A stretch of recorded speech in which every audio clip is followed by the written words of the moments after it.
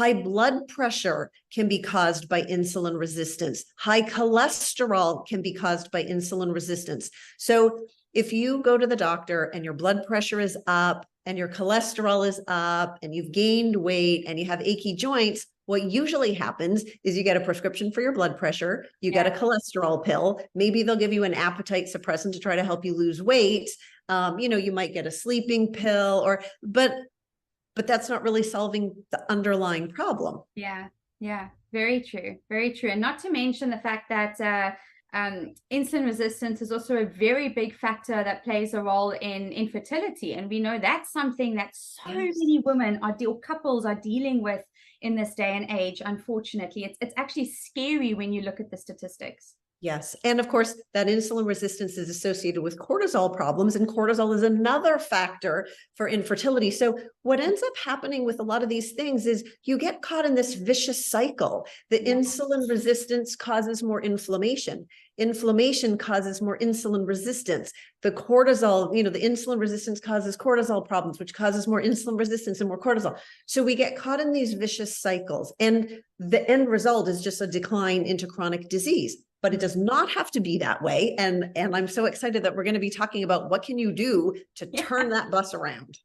We are. And I'm so glad you mentioned that you got to look at the root cause. You got to treat the root cause, because you said people put you on appetite suppressants and medications to help the insulin resistance, but we're still not dealing with that root cause. We're still not dealing with the cortisol spikes. We're still not dealing with whatever got you there in the first place. Hey, and welcome back to the Healthy Living Blueprint Season 3. I'm your host, Stephanie Grosvenor, owner of UnlimitedYou Coaching and co-founder of Vitamin G Nutraceuticals. Today, we are welcoming back Dr. Deb Mathew to the show. Dr. Deb, welcome. It is so good to have you back with us this year. It's so nice to be back. Before we get started, because you and I are going to be diving into insulin resistance today and inflammation and how that's really playing into our declining health, but also many, many really easy practical things we can do to reverse it or prevent it. So very insightful, very valuable conversation. But before we get into it, I'm going to read off your bio and then we can get started. Dr. Deb Mathew, the Happy Hormones Doctor, is a best-selling author, international speaker, educator, wife, and mom of 4 boys. After suffering for years with fatigue and irritability due to hormone imbalances, her quest to resolve her personal health led her to change everything about her practice of medicine. She has been featured on national podcasts, radio, and broadcast shows, including NBC, ABC, CBS, and Fox. Goodness, Dr. Deb, spending many years feeling fatigued and irritable. I'm sure you spent a bit of time putting it down to the fact that you were raising 4 boys at first. That's what I assumed it was, but it was so much more than that. And I just didn't know. And it was confusing because nothing in my medical training really helped me understand why I felt the way that I did. Yeah, I got completely. And I think many people watching, myself included, can relate to that, having all these symptoms and not really understanding or realizing that these are signs of a deeper imbalance. We sort of ignore it, right? Like, life is busy. I've just got to get through this. I've just got to handle it. Yeah, so true. But the truth of the matter is, a lot of times there are things going on that we can correct. And a lot of times we ourselves have the power to make it better if we just know what's going on and what to do about it. 100%. And I'm really hopeful that the Healthy Living Blueprint is one of those resources that are going to educate everybody on what to look out for and what we can do about it. Because this understanding or this perspective on declining health and disease, that it's just luck of the draw, like it's unfortunate that some people are going to get sick and some people aren't, but there's nothing we can do about it. It's just your genes. It's just your genes. It's just unlucky. We're really looking to change that perspective, because now we know we are in control. We have 99% of the power over our genetics, even, or 95% over it. So there's a lot we can do, and that's what we're gonna be discussing today. And especially in your field, being the Happy Hormone Doctor, you know how important insulin resistance, or what a big factor that is in our hormone health. This is actually one of the biggest drivers of chronic disease. And Wow. it's something that so many people have without having any idea. So maybe should we start off by what could be some symptoms of insulin resistance? Because a lot of times there aren't a lot of symptoms and you don't know. But one of the most common things that I see is people who are really struggling with their weight. You know, you're chomping on your celery sticks and you're walking around the block and you're trying really hard, and that darn weight just won't budge, especially if you're carrying your weight around your midsection, like that belly fat. That can be a sign of insulin resistance. Another one can be if you get sugar cravings, especially if you get, like, you eat something and then a short while later you get the sugar cravings, and it can be because your blood sugar went up and then it kind of dropped really quickly. And then you just need something sweet to sort of finish off, or you need to take a nap a little while after you ate a big meal. Those can all be signs that your blood sugar metabolism is not working well, your insulin is not working well. But you know, there actually aren't a whole lot of outward symptoms. Another one actually is if you have sort of dark patches on the skin around your neck, that's another sign, especially in people who have darker pigmented skin. Yes, I didn't know that. I didn't know about this, the skin connection with that. That's interesting. Yeah. All right. So you spoke about some of the symptoms, and unfortunately, like you say, there isn't a lot of outward symptoms, but that sort of weight around the midsection is quite a giveaway. However, there are quite a few conditions that develop from insulin resistance, right? Yeah, absolutely. Insulin resistance. So first of all, maybe we could define insulin resistance and what we mean. Is that okay? Yes. Insulin is a hormone, and it's the hormone that helps to regulate your blood sugar. So you eat your meal, and as you absorb your food, your blood sugar goes up. And then your body will release insulin, and that makes your blood sugar go down. And it makes your blood sugar go down because insulin tells your cells to open up and take the glucose, the blood sugar, inside so that your blood sugar can go down. The problem becomes if your cells in your body aren't listening, they're not responding, they are resistant to the insulin, then your blood sugar. Yeah, then the blood sugar doesn't go down. And so your body will make more and more and more insulin to yell at your cells to say, come on, open the door, till finally they will open up and the glucose, the sugar can go inside your cells so that your blood sugar level can go down. And early on in the game, kind of what we're talking about here, I mean, if it gets bad enough, it becomes diabetes. But what we're talking about here is long before that. Because if your body, at this stage in the game, what happens if you go get your blood sugar done? Usually we do a fasting blood sugar, right? You haven't eaten anything since like the night before, and you go in the morning, we check your fasting blood sugar. At this stage in the game, your fasting blood sugar looks fine. And your doctor will say, you know, pat you on the back and say, everything's great, keep up the good work. But the problem is, if your blood sugar is fine, but it took all this extra insulin to get you there, that's a big problem, because insulin is the fat storing hormone. So 24/7, it's circulating in your bloodstream, telling your cells, store fat, because when you put the sugar in your cells, it gets stored as body fat. So now here you are eating your celery and walking around the block, but all that insulin is locking your fat inside your fat cells. So you don't have a lot of energy because you can't pull it out and burn it for fuel, and you're not really burning fat, which is very, very frustrating.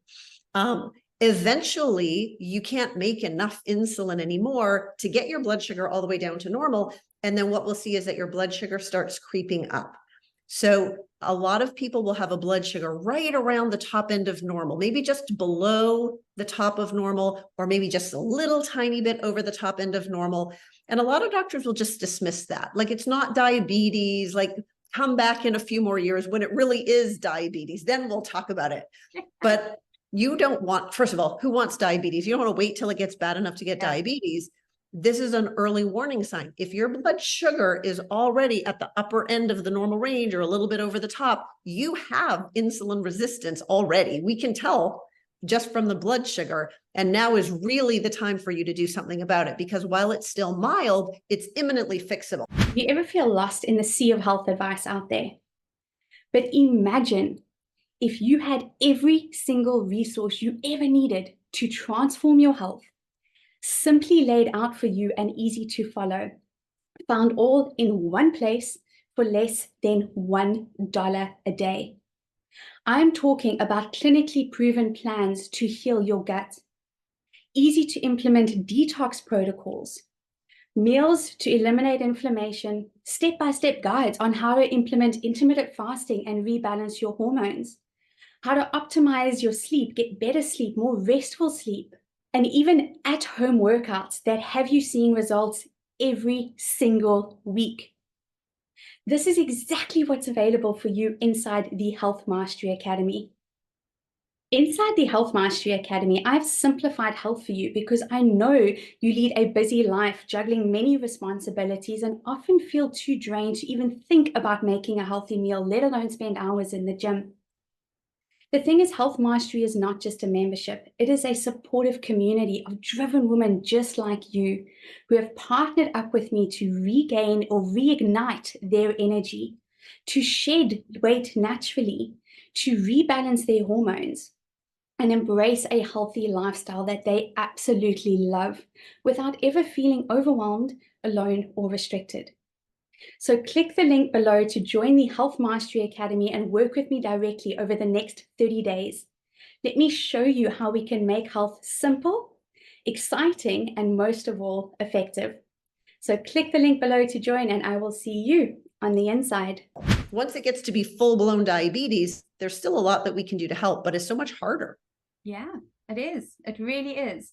And you're so right what you were saying there about when you go to your doctor and they can't quite give you a diagnosis because it's not quite diabetes yet, or it's not quite Hashimoto's yet, you know, whatever the thing is that they're looking at. So come back in 6 months, come back in a year, we'll reassess. And when it is at that number that we can smack a diagnosis on it, then there is something that we can do about it. And we don't want it to get to that point. Right. And then generally too, the what are they going to do about it is usually a prescription, which kind of puts a Band-Aid over the symptom, but it doesn't really make you well. And so we don't want to get there. There's so much that we can do to not get there. There is.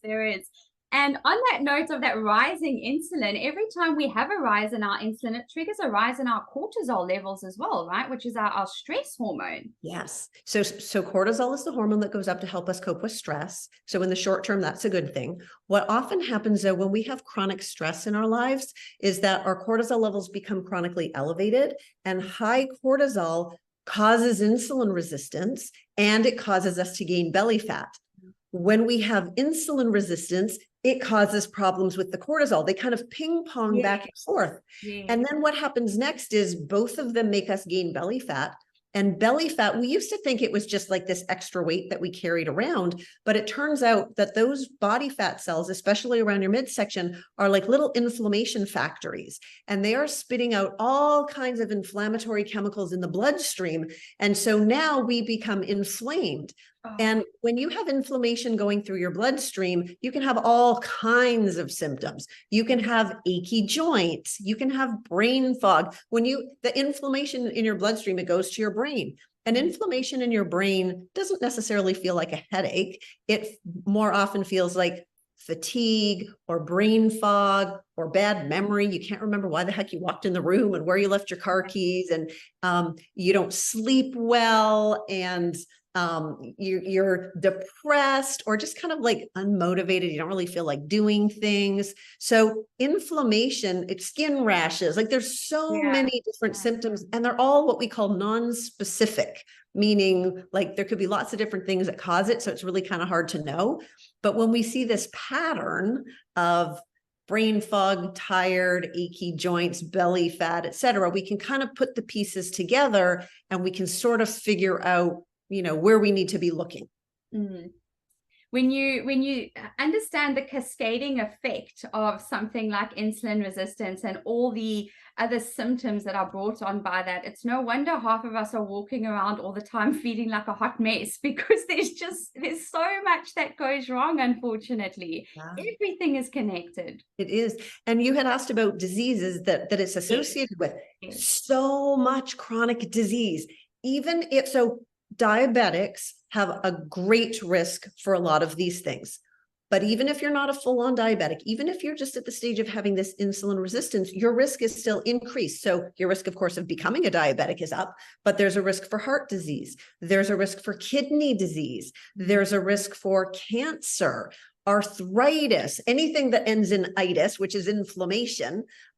So many chronic disease, dementia. In fact, some people call Alzheimer's type 3 diabetes because there's such a big connection between this inflammation caused by the insulin problem and dementia. High blood pressure can be caused by insulin resistance. High cholesterol can be caused by insulin resistance. So if you go to the doctor and your blood pressure is up and your cholesterol is up and you've gained weight and you have achy joints, what usually happens is you get a prescription for your blood pressure, you get a cholesterol pill, maybe they'll give you an appetite suppressant to try to help you lose weight.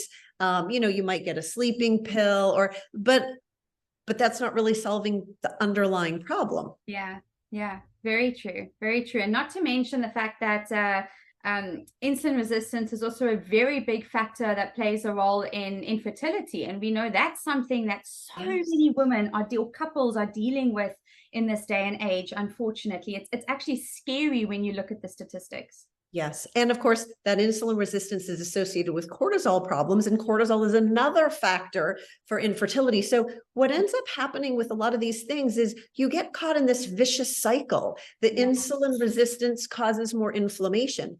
Inflammation causes more insulin resistance. The cortisol, the insulin resistance causes cortisol problems, which causes more insulin resistance and more cortisol. So we get caught in these vicious cycles, and the end result is just a decline into chronic disease. But it does not have to be that way. And I'm so excited that we're going to be talking about what can you do to turn that bus around. We are. And I'm so glad you mentioned that you got to look at the root cause. You got to treat the root cause, because you said people put you on appetite suppressants and medications to help the insulin resistance, but we're still not dealing with that root cause. We're still not dealing with the cortisol spikes. We're still not dealing with whatever got you there in the first place. And that is where we need to be looking. And I feel that is, sorry, you want to jump in? No, I'm just excited to get started. Well, let's get into it, because this is where the diet and the lifestyle and the nutritional aspects play a huge role. We don't need to be behind a counter in the pharmacy to get better for this. I can go into my kitchen right now and show you 20 different cures for insulin resistance. Yes. Yeah. So what I want to talk about is, let's talk about nutrition. Let's talk about exercise, stress, sleep, toxins, and then we can talk about supplements. Is that good? Perfect. I love it. We put the supplements at the end. Love it. Yeah, at the end, because you can't vitamin yourself out of this problem. Yeah. Yeah. So food is first up. And of course, sugar is the number one problem. And if you're eating a whole ton of sugar, you already know that's not good for you, that, we want you to try to help it. But a lot of people feel like they're doing a pretty good job with their diet, and they don't realize how much hidden sugar is in everything, in ketchup, in salad dressings, in bread. It's like sugar is hidden in so many things. So you just have to read labels and do your very best to try to minimize sugar. And if you have the sugar cravings, if you can cut the sugar out of your diet, they do go away very quickly, and it becomes so much easier. The more sugar you eat, the more sugar you want. Starchy carbohydrates are another one that basically turn into sugar in your bloodstream. So all the white processed stuff, the bread, the pasta, the muffins, etc., those are just going to drive your insulin right up. The things that are helpful are more of the complex carbs, which are like your fruits and vegetables, legumes, things that have the fiber in them, because fiber actually slows the rate that your blood sugar goes up. So a ninja pro tip is, if you are going to eat birthday cake, or, we're all going to eat bad things sometimes. Yeah. But if you eat a meal with a lot of fiber in it, if you eat a big salad and then have your little piece of cake, all that fiber in the salad is going to slow your stomach emptying. So you're not going to get a big spike in blood sugar, which makes the insulin spike worse. So that's kind of one way that you can kind of have your cake and eat it too, and do a little bit of damage control. Another thing that's really helpful dietary wise is thinking about what kind of fats you're eating, because fats are actually good for us, the healthy forms of fats.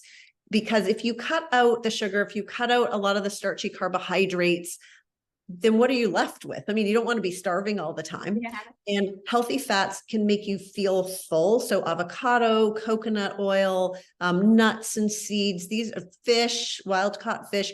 These are all things that make you feel more full and satisfied, so that you don't feel you need the bread and the dessert and all the other things. So the main diet is so confusing, isn't it? Because I feel like we all have nutritional whiplash, because like you watch TV one day and there's some expert that says you need to be vegan and no animal products. And the next day they say, no, you need to be paleo, you need to eat grass-fed beef. And then the next day eggs are good, but the day after that eggs are bad. Like nobody even knows what to think. Humans have been eating since the beginning of time. How do we not even know what to eat anymore? But at the end of the day, what really matters the most is whole foods, foods that are found in nature. They don't have a huge list of ingredients. Usually if you shop the outside of the grocery store, some of the funny little tips that we say is, if your grandmother wouldn't recognize it as food, then don't eat it. If it's something that you couldn't get with a rope or a stick or a rock, don't eat it. If it is made in a plant instead of coming from a plant, then that's not the right thing. But whole foods is really the name of the game. And if you can cut out the processed stuff, you're going to go so far down the line. So that's nutrition. Do you have any other tips you want to add for nutrition? No, I love it. I agree with you completely. And I just like to say you are a result, or you're some of what you do 80% of the time. So if you're going to end up having that occasional piece of pizza, you're not going to destroy your health. I mean, it's not good for your body if it's the traditional sort of a New York slice or whatever the case is, but you're not going to derail your entire health journey. But what are you doing 80% of the time? Are you eating those whole foods? And I agree with you there's so much contradictory information out there, but whether you're looking at vegan or carnivore or paleo or whatever, the one sort of common principle that they all do advocate for is whole foods. That's something that nobody is ever disagreeing about. So that's one thing you can feel safe doing. And I encourage my clients, and even for myself all the time, to not box yourself into different categories. I refer to myself as a flexitarian. I eat whole foods. Some days I'll eat some fish. Some days I'll eat a little bit of beef. Some days I won't have any animal protein, but I will have some kind of protein. But you don't need to box yourself. Just follow the principle of whole foods and you are good. Eating the rainbow. Eat the rainbow. That's great advice. So next up, let's talk about exercise. And the good news about exercising for insulin resistance is you don't have to run a marathon or a triathlon or do a boot camp. Even just walking does a lot for insulin resistance. And how I like to think about it is our muscle cells are taking a lot of that sugar. So they are very important for utilizing insulin and regulating your blood sugar. If you go for a walk, then those muscle cells kind of get turned on, kind of like how when you power up your computer. But then how if you walk away from your computer and leave it alone, it just turns itself off, right? And then you have to touch it again to turn it back on. So when you go for a walk, that turns on basically your muscle cells, and now they do a much better job at regulating your blood sugar and your insulin. But it only lasts for up to 48 hours. And then it's like the computer goes to sleep and the insulin sensitivity goes down. So what you want to do is you want to be doing it on a regular basis, trying to not leave more than 48-hour gaps in between exercising in order to keep your blood sugar metabolism healthy. More exercise is better. Resistance exercise, like where you're either using weights or doing things like squats and push-ups using body weight. So the muscle building kind of exercise is very good still for insulin resistance. So we'll take any kind of exercise that we can get. But for this, even walking really makes a very big difference. Amazing. So just moving your body as much as possible in any way that you can. Yes. Amazing. The next one is stress reduction, because we already said cortisol is a big player here. And so the good thing that, that we can't always control all the stress in our life, right? If only we had a magic wand, we could make it all go away. That'd be awesome. But what really matters the most is it's not how much stress you have, and it's actually how you allow the stress to affect you. So if you have a bunch of stress in your life, but you're a worrier and you think about it all the time, you jump to the worst case scenarios, you're, ruminating about it in your head, you're taking that bad situation and you're making it a lot worse. If you can try your best to be an optimist, to be a positive person, to look, find the good in the situation, then what you're going to do is you're going to have the same amount of stress, but you're actually going to be protecting your body from the negative and harmful physical effects of those stress hormones. So a really great, there's lots of things we can do for stress reduction, right? Breathing exercises and meditation and walking and yoga and prayer. But one of the things that I really like is gratitude, because at any time you can kind of catch yourself and think about 3 things that you're grateful for. And your body can't feel stressed, anxious, nervous, bitter, worried, and grateful at the same time. So it really can help make a difference. And it's easy, it's simple, but you have to catch yourself doing it, and make that little shift. But managing stress in a healthy way is a really important way to help reduce insulin resistance. Yeah, I love it. And regularly, daily, we all experience stress every day to one degree or another, even if we don't always realize. We're so used to living in this busy world and the state of chronic stress that most of us do not realize how stressed we actually are. If you had to put on our grandmothers what we are carrying around today in a normal day, I think you would have a very different reaction. So looking at those moments of gratitude every single day, or that stress reduction every day, whether it's 2 minutes of breathing, 3 gratitude thoughts, or half an hour of yoga, whatever it is, but carving out, it's not about finding the time in your day to do that. It's about actively creating the time, because you are worth it and you deserve it and you need it for optimal health. Yeah, needs to be a priority. It does. It does. All right. Okay, next up is sleep.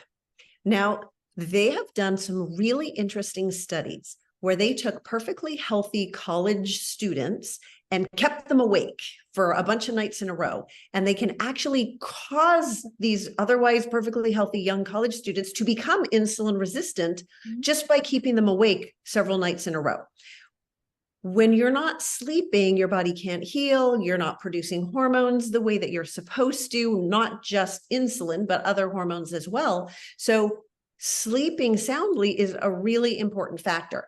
And some people have sleep apnea where they stop breathing at night while they're sleeping. That's one of the risk factors for developing sleep apnea, and gaining weight, which is another risk factor for developing insulin resistance. So you want to not be burning the candle at both ends. You want to go to bed at a decent time, have a nice sleep routine where you calm down before you go to bed, especially if you're having a hard time either falling asleep or staying asleep. But prioritizing sleep is another really important one. And we all feel better, right, if we have a good night's sleep. We do. And that's something that I took for granted for many, many, many years. And once, even though I knew the benefits of it, I was also one of those people that are like, life is busy, sleep when you're dead. I want to live more. So I'm going to stay awake longer. It doesn't work that way. If you want to live more and better, you got to sleep more and better quality sleep.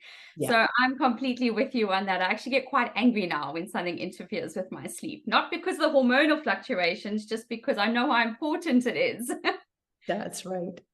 Okay, this one is a really big one, and that's toxins. Yes. We live in this crazy world. We are all exposed to thousands of chemicals every day. And these are man-made chemicals that have never before been found on planet Earth. Most of them have been made since World War II. And the really shocking thing is the companies that make these chemicals don't have to prove that they're safe. The burden is on the consumer to prove that the chemical harmed us. We're exposed to thousands of chemicals every day. How are we supposed to prove that any one thing caused a problem? What we do know is that a lot of these chemicals are hormone disruptors. So they mess up how our hormones work. They mess up our thyroids. They mess up our adrenal glands that make cortisol. They cause fertility problems and, menstrual problems. And they interfere with how insulin works. So they actually cause insulin resistance. A lot of them are called obesogens, which is the medical word saying that it makes you become obese. They make us gain weight. We store a lot of these chemicals in our fat. So the more chemicals we get in our body, we literally grow more bigger fat cells to kind of store them away. So as we get exposed to more chemicals, we become more insulin resistant. That makes us gain more weight. We can store more chemicals. And again, another one of these cycles. We're never going to be able to avoid all chemicals. I mean, it's just pesticide residues in our food, they're in plastics, they're in our cosmetics, they're in our cleaning supplies, they're in the air that we breathe. The good news, though, is there are actually some simple things that we can do that are like within our control that really reduce our burden. So we can buy clean skincare products. One of the words to look for is parabens. That's one of the hormone disrupting chemicals, and there's all different ones.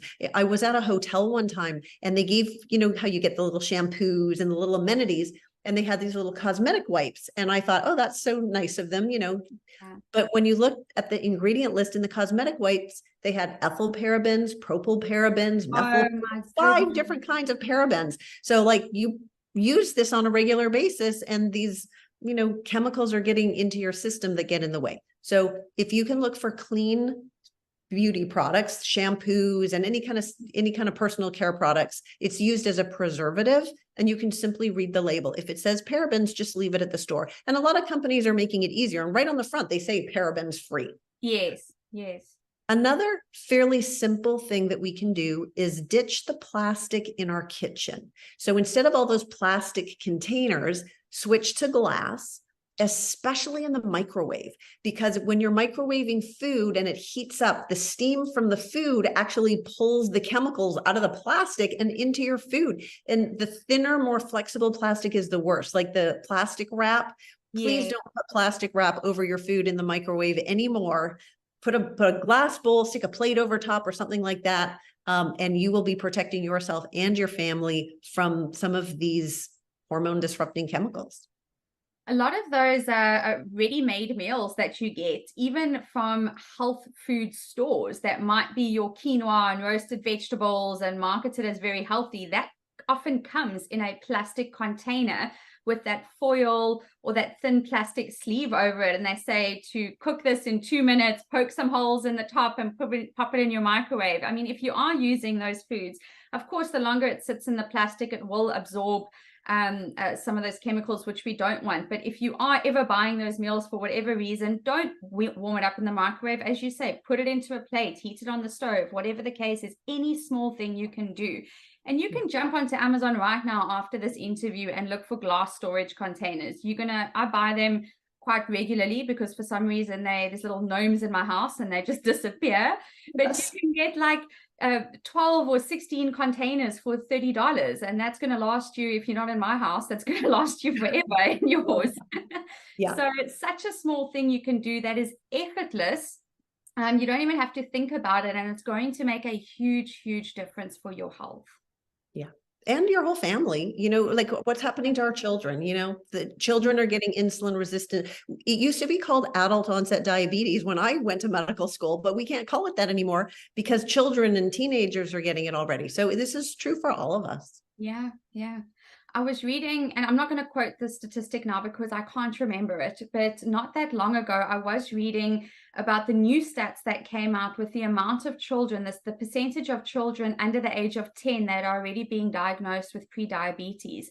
And I'm not going to say the statistic, like I say, because I can't remember, but it was shocking. That's what stood out in my mind. It is shocking. Never before in our human history has our health been as bad as what it is right now.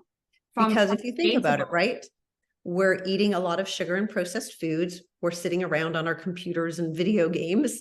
We aren't sleeping well because, and like all my teenagers would be on their phones at night instead of sleeping. We're exposed to the chemicals, like all the things are just adding up.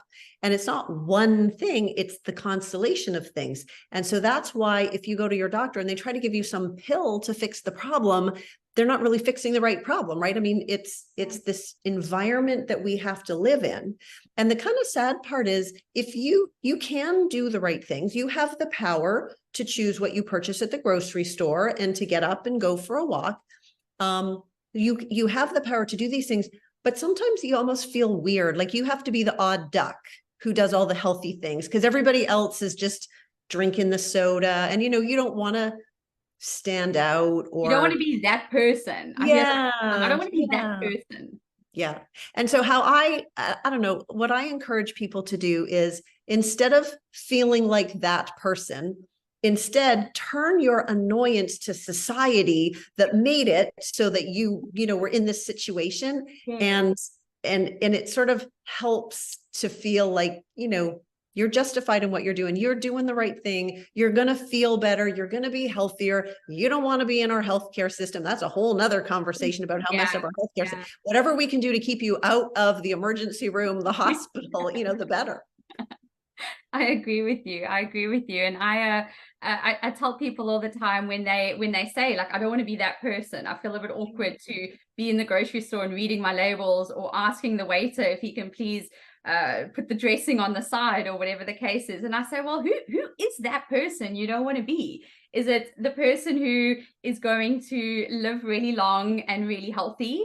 Do you not want to be the person who is living an example of prioritizing yourself, of knowing your body and what it needs? Like, I want to be that person, the person who's going to age backwards, who's going to have energy, mental and physical, till late in their 80s. Like, I want to be that person. Exactly.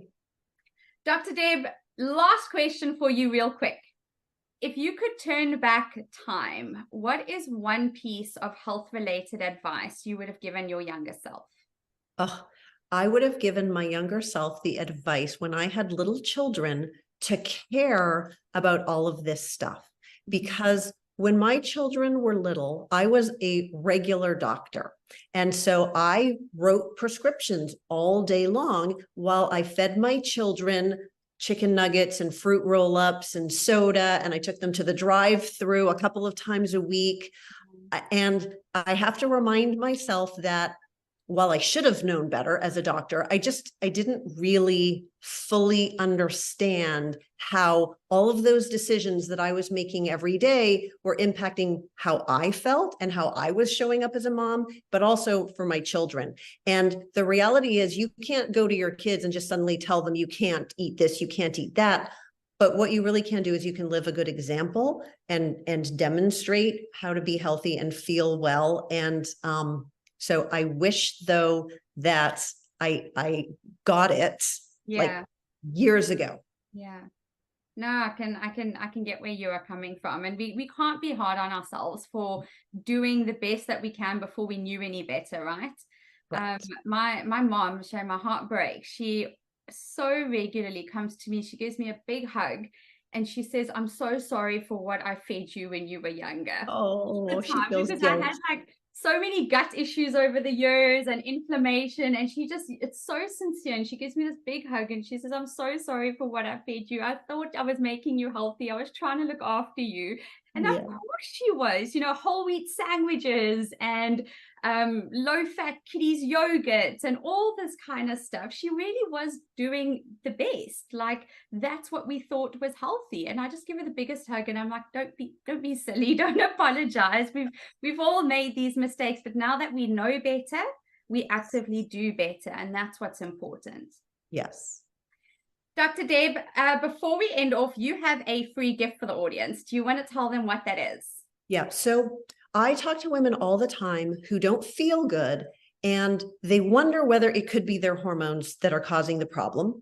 And so I wrote a book called This Is Not Normal, A Busy Woman's Guide to Symptoms of Hormone Imbalance.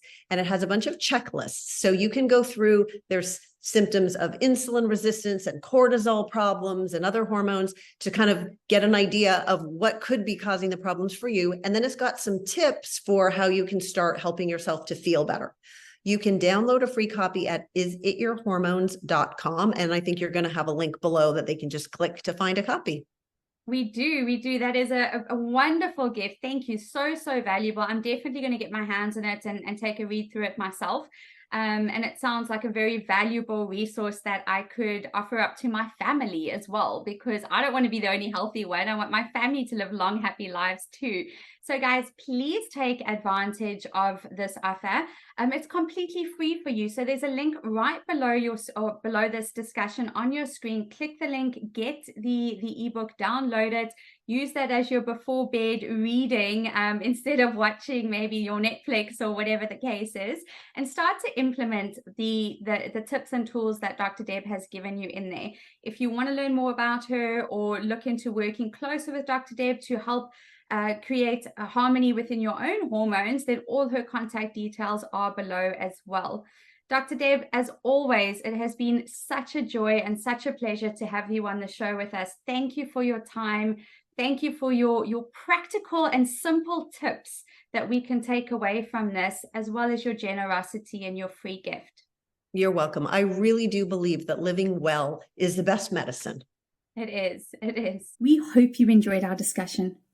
Don't forget, it is not knowledge that is power. It is what you do with this knowledge that really makes the difference. So act now and start to implement what you have just learned. Your mind, body, soul, and future you will thank you for it.